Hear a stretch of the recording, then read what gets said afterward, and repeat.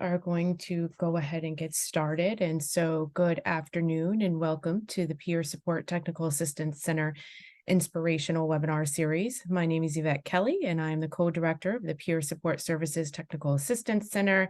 And I'm joined today by my other co-director, Rita Cronice, as well as some of the support folks on our end, Angelique, who is helping to make sure that our webinar goes smoothly. We're very happy that all of you are able to join us today for our inspirational series. And this is the From Parent to Family Peer Advocate, Strengthening the Clinical Team One Step at a Time. So thank you for being with us this afternoon. Today's webinar is the second in a series of 3 webinars where attendees will hear from peer support specialists and supervisors and program directors about what has inspired them in their roles. If you didn't happen to see it, our first webinar highlighted the adult peer specialists, and if you missed it and want to kind of go back and take a look at it, you're able to view the slides and recording on our website, peertech.org. So we do encourage you to do that. Today's webinar, though, will highlight the family peer support advocates, and our final webinar in the series will highlight our youth peer advocates. So again, if happy to have you join us, and hope you will join us for our last and final webinar in this series as well. We always like to know who's joined us today. So if you could please take a moment to introduce yourself in the chat, just let us know who you are and where you're located. That would be appreciated. As I mentioned, we will be recording today's session, and the slides in the recording will be made available and posted to our website. And so you should be able to access that information within the next couple of days. At the end of the presentation, we will have time for questions, so please feel free to chat in your questions along the way, and the panelists will do their best to answer as many questions as possible in the time allowed. And so before we dive into our presentation, just want to spend a few minutes talking a little bit about PeerTech and our purpose and what we do. So PeerTech was established to provide training and technical assistance and ongoing support to mental health organizations for the successful inclusion of peer support services across the lifespan. The focus is really to promote services in the mental health system that are done by New York certified peer specialists, credentialed family peer advocates, and credentialed youth peer advocates into their programs. And so that's kind of our focus, and just a little bit about kind of our purpose and what we do. In terms of our vision, we know that peer support can bring hope and a sense of healing to people who have experienced adversity due to mental health challenges. Our vision is for all people, regardless of age, race, socioeconomic status, stigma, or other factors that get in the way of recovery and healing, to have the option to receive peer support services. One of the great things about this service is that, again, it's available for adult families and youth. And so at any point along someone's trajectory of care, this is a service that is allowed, that folks can have access to. So we are encouraging folks to know more about peer support so that they're able to refer folks appropriately. We'd also like to know a little bit about in what capacity you've joined the webinar today. And so we're going to take a few minutes to launch the poll. Hopefully, Angelique, perfect, great. I was going to say, let me know if you need me to take my slides down. And so if you could just take a minute and indicate your primary role, that is very helpful to us as we consider the audience that we're reaching and folks who are benefiting from our training and technical assistance. So if you could just take a few minutes and complete the poll, that would be appreciated. And we'll give folks.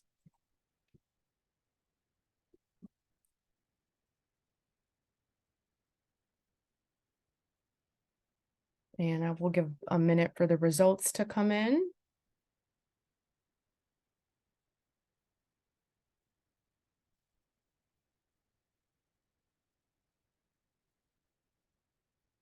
Okay, so it looks like, according to the poll, we have some clinic leaders or managers on the call. We have a couple non-peer providers, We have some supervisors, and a good portion of you guys are peer support specialists and advocates. So that is great. And then we have some others who don't quite fit those categories. But again, thank you all for joining us. We're very happy to have you, and we're looking forward to this presentation today.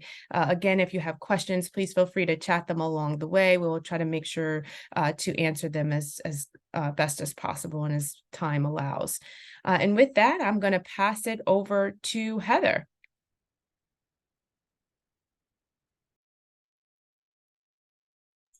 Heather, I think you're on mute. Excuse me. There Sorry you go. about that. I started in my intro and you missed it. Okay, well, let's move on. No, I'm kidding. Hi, my name is Heather Tapiro. I am the Family Training Coordinator with the Training and Workforce Development Department at Families Together in New York State. I'm not new to family support in any way. I've been around for, I've been in family child serving systems for over 30 years. In both foster care and adoption as both a supervisor and an adoptive parent. And I have worked as a family peer advocate, as both an advocate and a supervisor. So I've been around the block, as they say. I love this slide. It cost a candle nothing to light another candle. And it reminds me of a song, and the line in the song that I think about is, it only takes a spark to get a fire going. And I think that's a great analogy for what family peer support is all about. So family support services are a critical and important service component to the clinical experience. In this webinar, we will discuss the impact and power of family support services. Our panelists will share their journey from raising children with significant challenges and navigating child-serving systems, which inspired them to become providers of family peer support services. Can we put up the next slide, please? So I would like at this point to introduce our panelists, or have them introduce themselves, actually. So Karen, could you please start? Yes, sure. Hello, I'm Karen Fuller. I'm the family peer advocate with the Q Center at ACR Health, which is an LGBTQ center, youth center, and that is located in Syracuse, New York. Thank you. And Jennifer? Hi, good afternoon, everyone. My name is Jennifer Sibley. I am the Family Support Services Program Director at Northern Regional Center for Independent Living. It's a mouthful, so we abbreviate that as NERCL. And our program covers Jefferson, Lewis, and St. Lawrence counties in Northern New York. Excellent. And Bethany? Hi, good afternoon, everybody. Thank you for joining us. My name is Bethany Morgan, and I am a family peer advocate at Best Self Behavioral Health in Buffalo, New York. Thank you. And Amy? Hi, everyone. My name is Amy Friars. I'm actually here as a parent sharing the story of my child and how our FPA has really helped us. And ironically, our FPA is Karen Fuller, who you just met a moment ago. Excellent. So when we were putting this panelist together, what we really wanted to do was have a parent who was receiving services, a parent, obviously family peer advocates, a supervisor, and a family peer advocate that works in a clinical setting. So all of these are represented here, and we'd like to begin by having them share their inspirational story of how they became a family peer advocate. So once again, I would like Karen, if you would please share what inspired you to become a family peer advocate. All right. So the biggest thing that inspired me was how I felt when my child first was diagnosed, right? When your child is first diagnosed with anything, or, comes out, in my case, there were two things with my child. First, we learned that my child was not the gender they were assigned at birth. They are actually transgender. So they were assigned female at birth and transitioned to male. So that was one. And then the second with the same child was learning that they were also on the autism spectrum. So I just remember in those situations just feeling totally isolated, and, you know, not knowing who to talk to or, you know, where to go for support.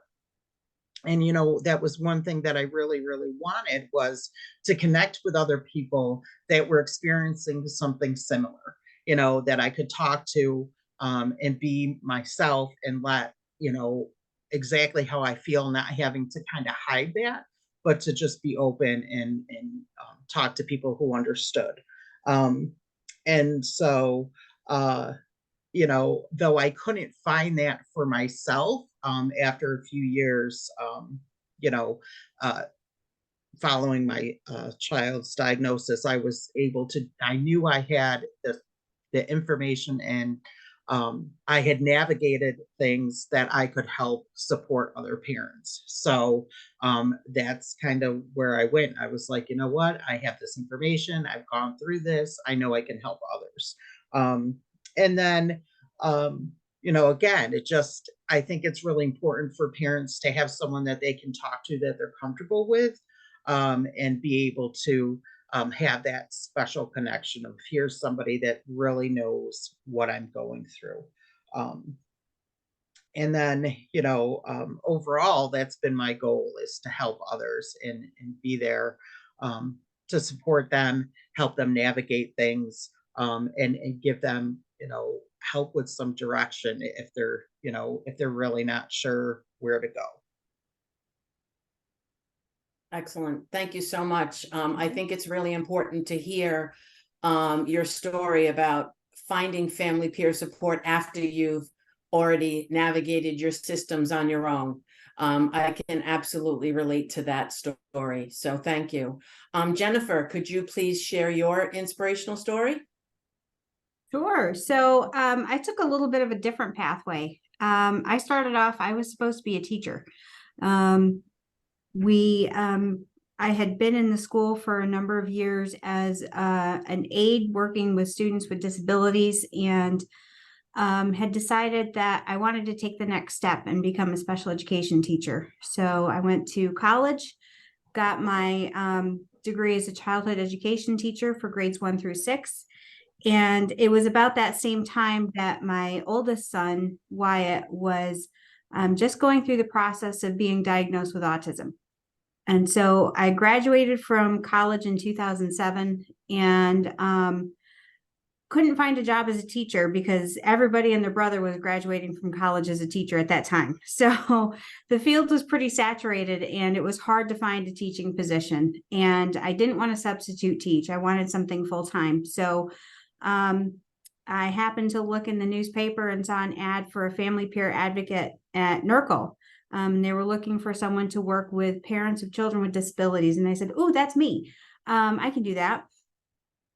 Even if it's just temporary until I find a teaching job, this will work out great. So I applied and was lucky enough to get hired, and quickly discovered that I didn't want to be in the schools. I really wanted to work with parents one-on-one to help them navigate the process of all of these tricky systems that are so hard to manage and so hard to figure out when you're doing it on your own.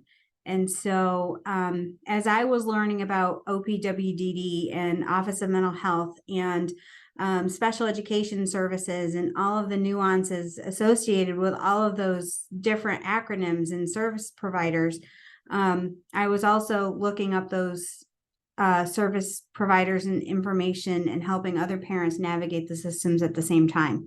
So I really discovered that that's where my tribe was. That was my people. And discovered that I wanted to teach other parents about those systems. So I not only became a family peer advocate and got credentialed as a family peer advocate, but I became a parent trainer as well. So I took on a parent training contract and covered the northern 10 counties of New York State, traveling around and providing parent education about the special education process and what parents' rights were in that process. And then 2 short years ago, I was promoted into the Family Support Services Program Director position, where I now supervise a team of 7 family peer advocates who cover Jefferson and Lewis County Jefferson and St. Lawrence County, which St. Lawrence County is the largest county in New York State, and also one of the most rural counties in New York State. And under that program, I also work with an amazing team out of Lewis County, who provides services for a third county that we cover for NERCL.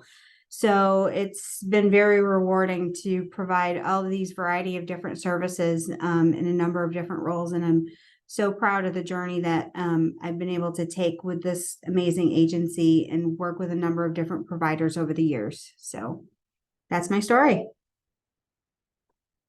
That's awesome. I'm blown away. Every time I hear someone's story, it just blows me away. So now, Bethany, I'd like you to share your story, please, if you would mind. Sure. If Jennifer thought she took a different path, I really took a different path. I was raised in New York State systems of care, from foster care to adoption to residential facilities. So I knew from a young age that things needed to be changed. And I felt like I could be that voice helping to change it. But what really inspired me was my children. Being a young mom, I was a teen mom of 4 children, 3 of whom ended up experiencing either mental health conditions or a learning disability. I was thrown into a world that I just didn't understand. There was terminology, there was behaviors, diagnoses, medical appointments, special ed meetings, all while I still had to earn a living and be a present parent. I was a single parent, so I was really at a loss. I remember what it felt like to be judged and always have someone second guessing my parenting and what I thought was beneficial or would help my children or my family. I was surrounded by people who would try to convince me that I should do this or I should do that, and that they were the professionals and that they knew what was best, but they were wrong. And I made a promise to myself that when I was going through that I would make sure that no other parent ever felt that way. One of the services I received when my middle daughter was admitted to a hospital, with borderline personality disorder, was I remember sitting in a corner and crying, and I'm just like, how can my life is like a series of unfortunate events. Like, I can't keep up. I can't do this. And this woman came over and she said, hey, I've been where you are. Would you mind if I sit down and talk to you? And she was a family peer advocate. And I worked with her for a while, and I just began to feel empowered and began to, stick up for myself, stick up for my children, and advocate for people, to people, and for systems and against systems. I'm truly just inspired because I know the difference that family peer support can make in a family's life. I know firsthand the benefits of having someone to turn to for unbiased help and guidance. And I truly believe that everyone deserves someone in their corner. And I want to be that person for as many people as I can be. And that's my story. Again, I'm blown away, and thank you. Thank you for what you do. Thank you for using your lived experience as wonderfully as you do. It's wonderful. Amy, as a parent receiving family peer support services, your story is extremely inspirational. As you heard, some of us didn't have that. Some of us, wandered the streets. I remember when I first became a parent advocate, I said, I don't want to be a parent advocate. I want to have a parent advocate. So could you please share your story and tell us your story, but also the benefits that it is working with the parent advocate? All right, everybody, get comfy. Here it comes. You're right, Heather, I am really, really fortunate. And I do agree that hearing everyone's story is quite inspirational. And I do feel very privileged and fortunate to have that. I will say it wasn't right out there in my face. I had to go looking for it, and the stars aligned, the angels were watching me, whatever you believe, to find Karen Fuller, who invited me to be part of this panel. I am so glad, because even doing this has really helped me process a little bit more and help me heal too. So I'll start by telling you a little bit about my life. So I too am an educator, and like Jennifer, I was supposed to be a teacher. And I realized pretty early on in my career that while it was a lot of fun, it wasn't where my passion was. My passion was in working with college students. So I switched gears and started doing that. And so my degrees are in education and counseling, specifically in working in higher ed. So that's my life kind of professionally and what I do and have done for the past 23 years. And I love it. I wouldn't change it for anything. Well, then, of course, when I became a parent, the whole world changed, right? And I'm sure many of you can relate to that. I know people, the other panelists can certainly.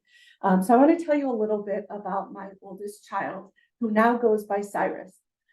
Cy came out at about age 10, is saying, literally one day, saying to me on his way to the bus, "Oh, by the way, Mom," like it was one of those like, "Oh, I forgot my lunch," I thought is what I was going to hear. And what I heard was, "Hey, Mom, I think I'm gay." And I stood there and I went, "Oh, okay. Have a good day." Like, what was I supposed to say to that? Okay, good for you. So needless to say, we started to process. And of course, it was right as the bus was coming to pick him up for school. So I call that the drop and run. So Cy did a couple of drop and runs along in the story. So we started to process that, and I questioned Cy and realized very early on that Cy knew a lot more about this than I ever thought he did. He started doing research, talking to people, talking to adults at school about what he was feeling and where he thought he was. Fast forward a couple of years, as Cy kept questioning and trying to figure out who he was, I also started, as a true educator, started to really do my own research and find out what my resources were locally. I am in Syracuse, New York. And so there's a lot of resources in central New York. And so all of a sudden I started learning about all these different things that were available. And that started because I work on a college campus. I started there, and I started with our LGBTQ resource center and say, okay, I had all this support at work, but what do I really have for my family? That's more support for me at work and working with students, et cetera. So, a wonderful, wonderful person who means a lot in my life said, "Have you ever heard of ACR Health?" And I was like, actually, I ran across ACR Health in some of my research. You really should reach out to ACR Health. So I did. And the first person they connected me with was your very own Karen Fuller. And to say that that was life-changing is a complete understatement. I might get a little emotional. And Karen might too, I don't know. We're a bunch of criers. Karen literally changed our life. She helped me process where I was in a time where I felt very alone. I didn't know who was safe to tell that I was going through all of this with my child. My husband felt very lost. He didn't know what to do. Actually, I think it was a couple years into my knowing Karen when my husband Jim finally met Karen. It was like, "Oh, you're the guy she keeps complaining about." Just kidding. I love my husband. He's wonderful. But, just helping to process everything from what are the books that are out there to read? What about providers, medical providers and mental health providers? And I really felt like I found this angel, that just sort of swooped over me and helped me figure out all of these resources that were available and who are the safe people for us to go to. And it goes both ways, because there were some people that weren't available. And I said, "Hey, I found this new therapist that Cy is seeing." And I gave that information to Karen so she could pass it along to other families who might need it. So now to our most recent experiences. So this has been 2023 has been a very interesting year. Cy was doing okay, and over the last few years, we connected Cy with mental health services, with transition services, with everything under the sun, are learning to navigate school, and Cy landed himself in the hospital. I should tell you, let me back up for a second. So over the last few years and helping Cy kind of figure out who he is, and conversations with Karen's staff, at the Q Center, the therapist, people at school, you know, the whole family. Cy decided that he did want to be called Cyrus and is non-binary transmasculine. So that's important to know. And uses he, they pronouns. So certainly didn't identify with the gender assigned at birth. So where we are today, okay, so back to earlier this year, Cy had a really tough time and landed in the hospital. And it was in that experience that I truly realized how amazing Karen is, and really what FPAs mean to the standard of care. And I truly mean that as I say it. I think it's an absolutely essential service. I don't see it any other way. No one can ever convince me otherwise. I think every hospital, I think every therapy center, anyone that is working with people needs an FPA. And I truly mean that from the heart. The program that we were in did not have an FPA. And some of the services that we did after, when Cy was released from the hospital, we also didn't have an FPA. So trying to sort of navigate some of that on my own, after having someone to help me advocate it, you know, be that advocate for me, and just to help me even just talk things through. I saw both sides. It's amazing. Karen, you know, it's funny. I also have two other children. They're twins and they're 12. And when they first met Karen, they were sort of like, oh, we know who you are. And Karen was like, oh, I've never met you. And it's because I talk about her all the time. She has truly become a part of our family. Our stories are similar, yet they're so different. I can trust her. I can be real with her. I can ask those crazy questions that I don't feel comfortable asking other people. So even with what I do professionally and all these wonderful resources that are available on my campus and on the other campuses I've worked on, there's nothing like having that person that you just feel incredibly safe with. Honestly, Karen was one of the first people I reached out to when, you know, the dust kind of settled, when Cyrus was in the hospital, and said, Karen, you're not going to believe this. And Karen shared another part of her story with me, you know, that I didn't know. And we just sort of talked, and she was just there. And sometimes that's all a family needs. So I think it's an absolutely essential service. I couldn't imagine going through this without my angel. So thank you, Karen. Thank you. Thank you so much for sharing your story. And now we get to hear from Karen again. Karen, we'd like to ask you, how can a family peer advocate enhance the family's relationship with the team? So I think a lot of what Amy said, right? I think overall, it can for a family can be like you have an equal on the team, right? It can be a scary situation when you go in and you're talking to these licensed professionals, you know, that are trying to tell you, you know, what you should do, you know, to help your child. And a lot of times I think as parents, we go into those situations thinking, well, that's the expert. And even if you're not sure, or you don't, you know, maybe not agree entirely, you don't voice anything, you know, you're just kind of take whatever they say.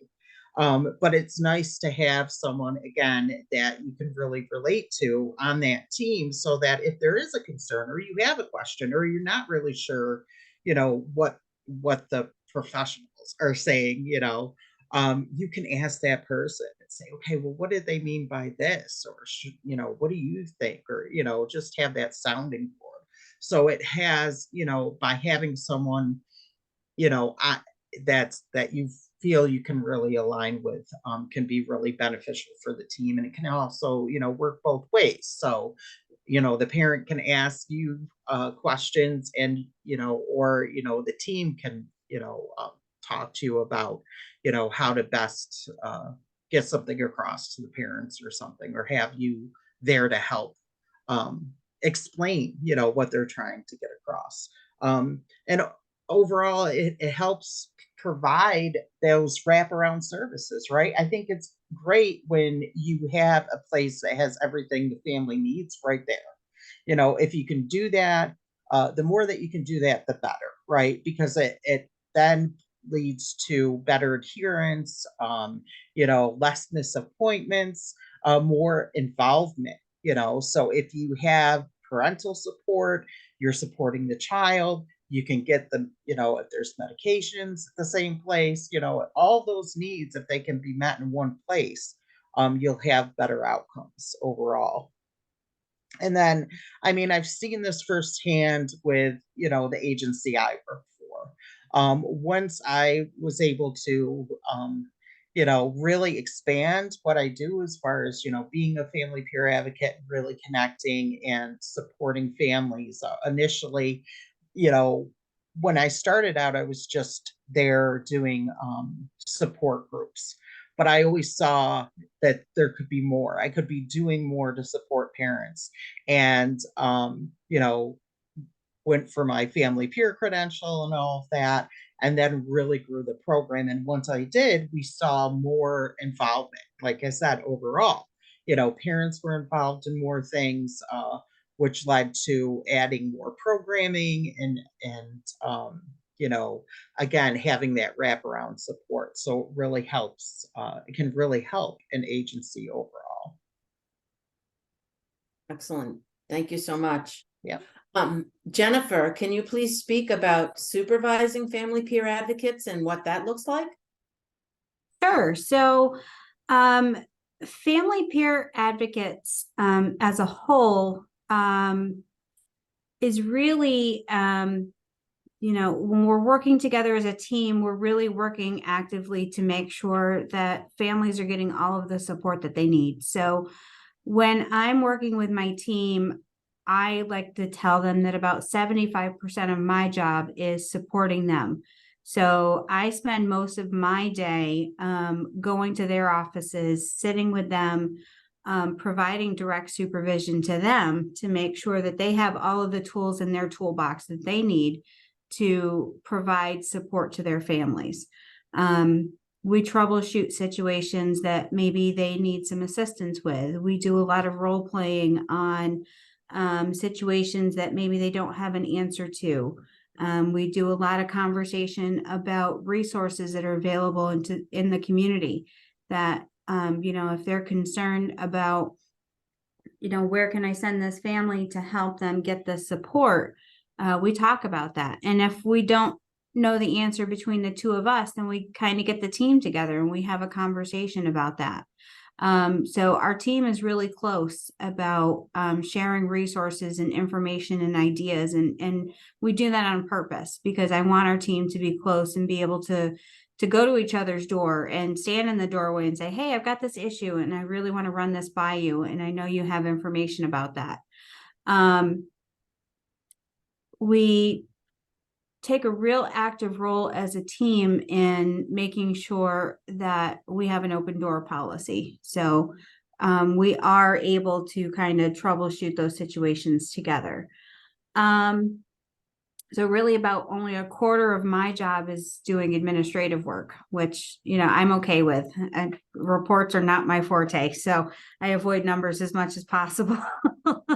But part of supervising a family peer advocate is also understanding the unique role of the different agencies in our community and being able to interact with those agencies and maintain those relationships.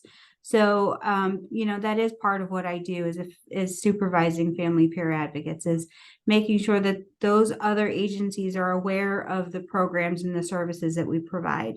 and maintaining those good relationships, talking to care coordinators at other agencies, and talking to health homes and managed care organizations, maintaining those good relationships.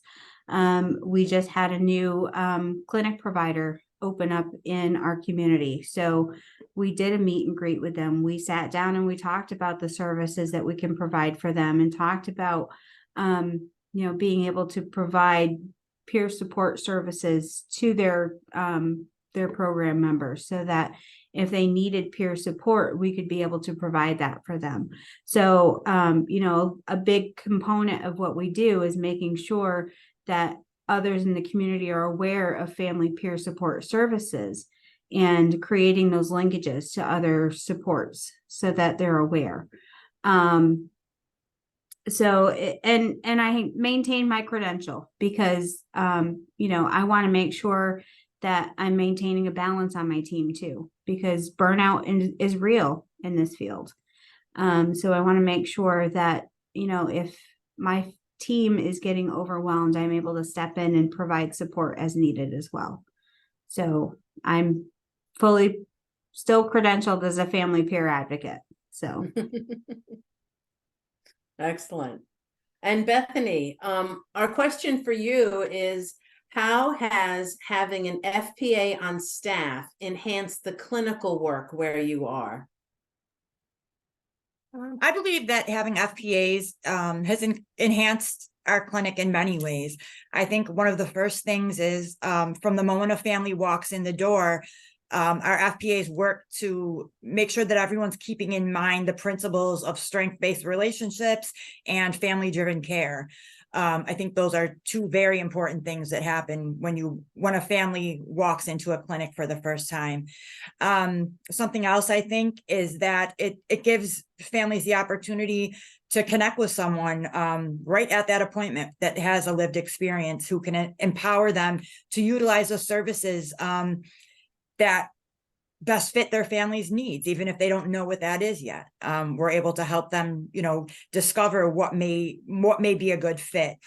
I think it also helps our therapists to kind of have like a ground level outlook, which in turn helps build the relationship between the therapist and the parent. If we're able to, report back, or we're having case consultations and we're able to give the perspective of families, a lot of times therapists, it gives them something that they may not have gotten from the parent, a different perspective. So we're able to share that with them. One of the most important things I think that we do is that we kind of provide that support so that therapists can focus more on the trauma or the other symptoms that may have brought someone into a clinical setting. And for me, I just think that I've been at many different, clinics and school clinics and, private-based clinics. And I think that we're just such an integral part of a team, just to help make sure that children and families are getting the best care possible, and really just the care that they deserve. I've spoke to many of my therapists, before agreeing to do this panel, and it was really just echoing the same things, how grateful they are, because a lot of times they don't have the time, or they, things like that, how grateful they are just to have someone be able to bring that parent perspective to them. And they couldn't be more, satisfied and, happy that we are starting to integrate more into clinical settings. I think that's a great way to put it. And I noticed that Lenore put in the chat that we are a bridge is how it works in her agency. And I think that's really a great analogy and description, because that's what family peer advocates do. Yeah. I've said it before that, families are not recipients of services. They're equal members of the team, and that they're directing their journey to wholeness, and that everyone else at the table are stepping stools to help them to get there. The therapist, the the psychiatrist, everything else is to help them figure out how to get to where they need to go. Right. And I really believe that very strongly. Yeah, I So think, oh, sorry. I just no, wanted to finish please. up. No, I just wanted to say, I think that, like I said, family driven care is so important. And a lot of times in clinical places, we can get away from that. But just providing that family driven care, really, you know, it's increased our numbers of, you know, non-missed appointments. It's, you know, increased the relationships with the parents and the therapist. And if, you know, I can't say enough about family driven care and family peer advocates in a clinical setting. Absolutely. So one last question for all of you, and we'd like to keep this, want to be mindful of time. We don't have too much time left, but we do have some. What is one thing that you would like everyone to know and understand about family peer services? If you could wrap it up in a small little bow, and you can popcorn the answers. Or I could call on you. I could go. You want me to go? That it works. That when families feel supported and their opinions are valued and respected, it empowers them to be the best parents that they can be. And to me, that's a win for everyone. Well said, Bethany. Absolutely. Yeah, I think that sums it up. And like I said, when I was speaking, I think it's absolutely essential as a parent receiving those services from my angel. Karen, I'm going to change your name to Angel. I really strongly, though. I'm kidding, but I feel strongly that it's an essential service. I would agree. And I would say that I can't think of an instance where a parent who has a child with a disability could not benefit in some way, shape, or form from a family peer advocate. Even just talking to another person who has walked down that path could be beneficial in some small way.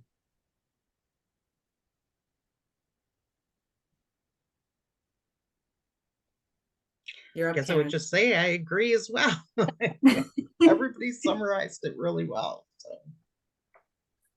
Yeah, I have to agree with everything. I feel like I've talked too much, but I do want to say there was one time when I was working as a supervisor in HCBS, when the director called me at home and she said, Heather, I have to ask your opinion on something because I know you'll tell me the truth. You won't tell me what I want to hear. And I think that's something that family peer advocates do. We speak the truth for the families. And sometimes it's not easy for people to hear, but we are the voice. We are their voice.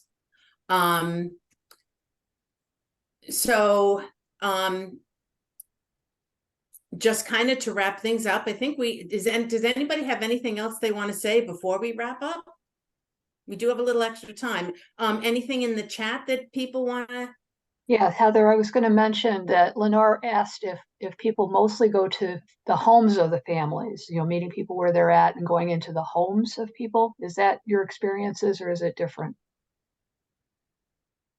So I can speak to NERCL services in that we meet, because we are similar to Bethany's program, we are family driven care.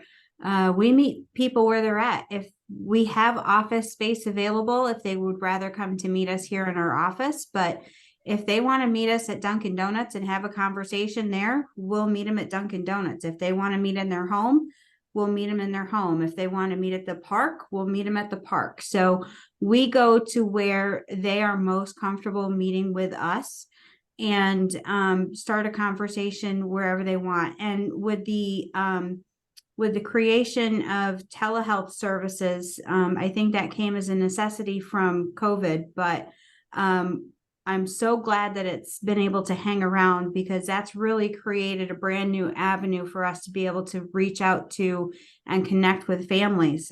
So we're now seeing a lot of families utilizing telehealth services, both video and telephone, as a way to connect with a family peer advocate. And it's created a new level of convenience for families to be able to connect. So.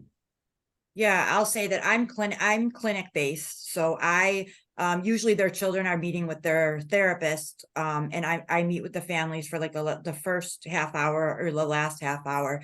But there have been times like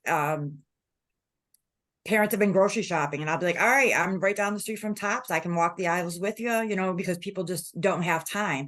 So I just make myself available. I've went to schools. I've met them at other doctor's appointments, you know, and maybe just used a room, or there's been times we've talked in our cars.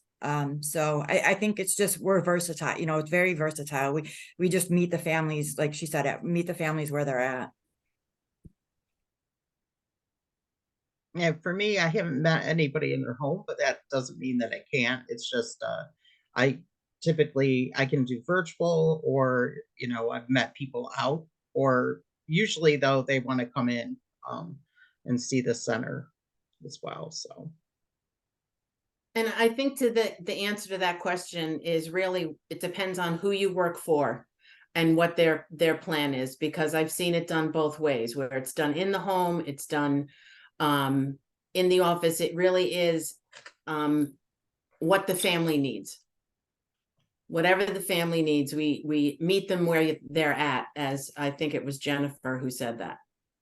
So so that's the critical piece, you know, meet people where they're at, and you're gonna be more successful.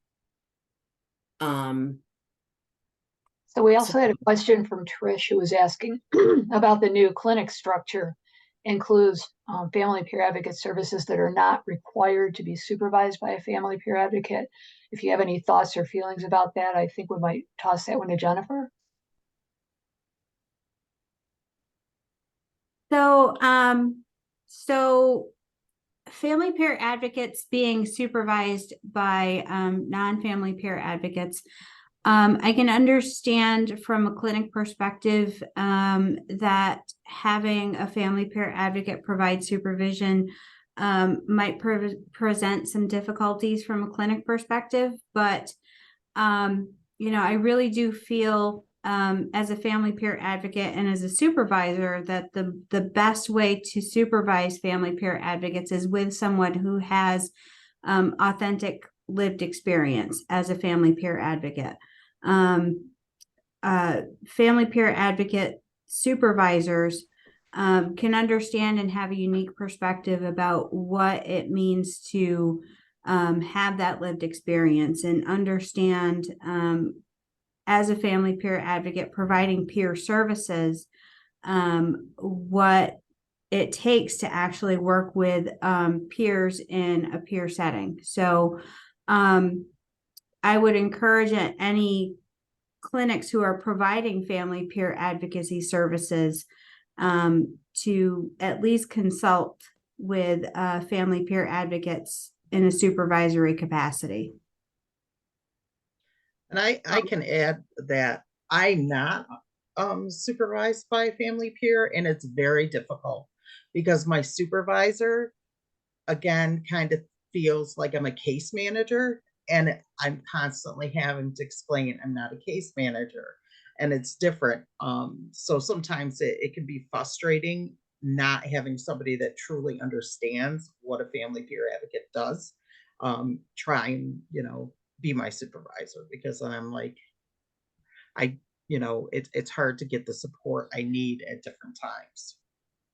No, I'd have to agree. I actually am a peer leader supervisor type at my location, but I've never been supervised by another family peer. And for the first like 5-6 years, it was really hard because they were kind of making my job description for me. And I was like, no, but that's not kind of what I do. You know, so the good thing about being a family peer advocate put in that position is that keyword advocate. So I advocated that, you know, over and over and over again, like, that's not my lane. I'm over here. So you really just have to, you know, advocate. But I really think it's something that does need to be looked at. I think that family peers benefit so much more from being supervised from a family peer advocate, and organizations are hurting themselves when they don't do that. And I just want to comment that when I first became a family peer advocate, the family peer credential didn't exist. And it became into place because it needed to exist. We needed to make the position real. Not that it wasn't real before, but it needed to be credentialed so that people would take it seriously and understand that it is a profession.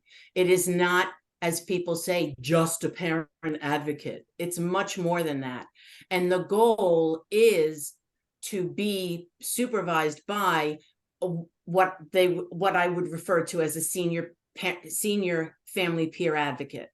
And that OMH does, in their guidance, recommend that if you're not supervised by a family peer advocate, there is a training through Families Together New York State for supervisors that are clinical to take through our workforce development program that would at least open them up to what a family peer advocate is and does. And I would absolutely recommend that. I have spoken and supported many supervisors and family peer advocates that are not supervised by a family peer advocate because it is a priority. It really is. So I absolutely support that. I'm looking at my clock here. So I do think we kind of need to wrap this up unless anyone has a burning desire. Heather, Okay. so I'm just going to step No. in here real quick just to kind of comment. First of all, let me just thank all of you for sharing all of that great, powerful information that you share. I think it's helpful for others to hear just about all of the good work you're doing, but how it's beneficial. I mean, for those of you who are on the call who happen to be able to join our regional in-person events, you know, these are the things that we talked about and taught and discussed and preached, you know, some of the questions related to supervision and really trying to ensure that folks know what peer support is, family peer support is, what peer support in general is, but also that organizations are setting it up so that they're successful in the future in terms of the longevity of staffing. And so I think all of you guys kind of brought that to the table. I mean, you just did that so eloquently. So it definitely thank you for sharing all of that. On our peer tech side, we are really working to get these messages out. Again, things in the chat around, you know, making sure, yes, in a clinic setting, it is required that, you know, the supervisor be a licensed practitioner of the healing arts, but it doesn't say that that is the only supervisor that is needed. And so we've been telling folks, but they also need that experience. And so I think hearing from you guys around how that really plays out on the ground level is so helpful and so valuable. And so again, just to thank you for the many insights that you've offered. Thanks for sharing your lived experience. Thanks for sharing your stories with the group today.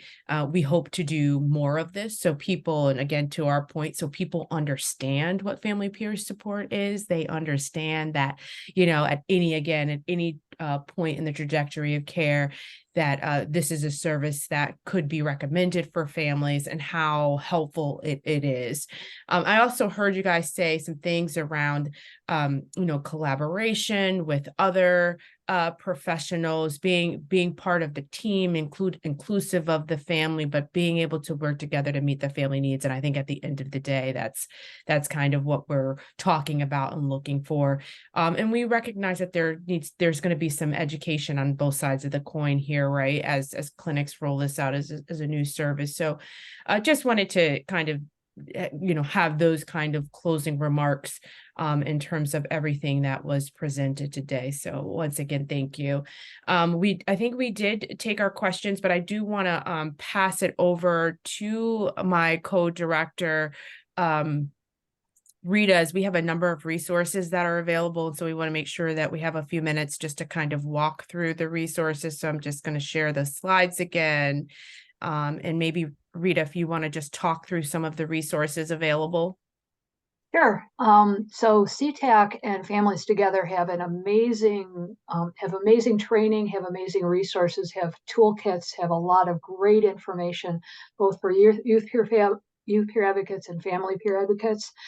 I come from the adult side of the the system, and there's a really good resource called the National Practice Guidelines by the National Association of Peer Supporters. They are just beginning a new rollout. The National Association of Peer Supporters is developing a New York association, and they're going to be doing peer mentoring and networking.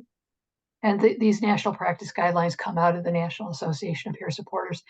These guidelines are both for advocates, and it can be adult advocates, it can be family advocates, it can be youth advocates, and it also has information on what the role of the supervisor is in making sure that the advocates and peer support specialists are able to practice their guidelines in alignment with their core values and their practices.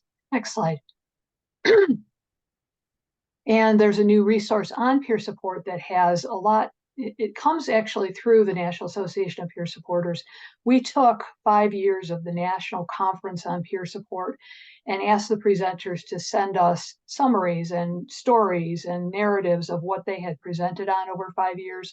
We compiled that into a book. So this is a book by peer support practitioners, for peer support practitioners, and anybody else who's aligned with and an ally of peer support. So this is not just for peer supporters, but also for providers in the clinics, and it's available through Amazon. So if you did a search for what it takes, wisdom from peer support specialists and supervisors, you'd be able to access that through Amazon. Next slide. And if any of you happen to be clinic leaders or staff, we have a organizational survey that just has been put in the chat. We would really like it if you would just take a few minutes to let us know where you're at in the process of bringing peer support services into your organization. It's very, very helpful for us to know who's doing it so that we can also do outreach to you as we develop new resources for you. Next slide. And as far as continuing education for youth peer advocates and family peer advocates, you can just take your email announcement and submit that with your renewal application for continuing education. For adult peer advocates, there's a different process, so you would have to check in with the certification board, or if you have a different certification board, just check with them about whether this is available for continuing education. Next slide. And this is a QR code for our listserv. If you have not already joined our listserv, please take a moment to do that. You'll also be getting the slides, so you can use the link in the slides if you want to join after the fact. And this is how you reach us. Our website is peertac.org. Our email is info@peertac.org, and we're always here for you if you have questions or ideas, and especially, the advocacy around supervision is a really important issue. So keep in touch with us about that. We want to help in any way that we can. Next slide. And thank you. So once again, thank you all for very inspirational presentation. All of you who have joined us today and everyone who's involved with PeerTac, thanks so much. And especially, I do want to make sure that we acknowledge and thank our funders through the Office of Mental Health who have provided the opportunity for PeerTac to reach you today. Absolutely. And I just want to mirror that as well. Thank you all for attending. Thank you to our great presenters. The slides and recording will be available shortly. Again, join our listserv if you haven't, peertac.org. Check our website out if you get an opportunity. And so thank you all again. Have a good rest of your day.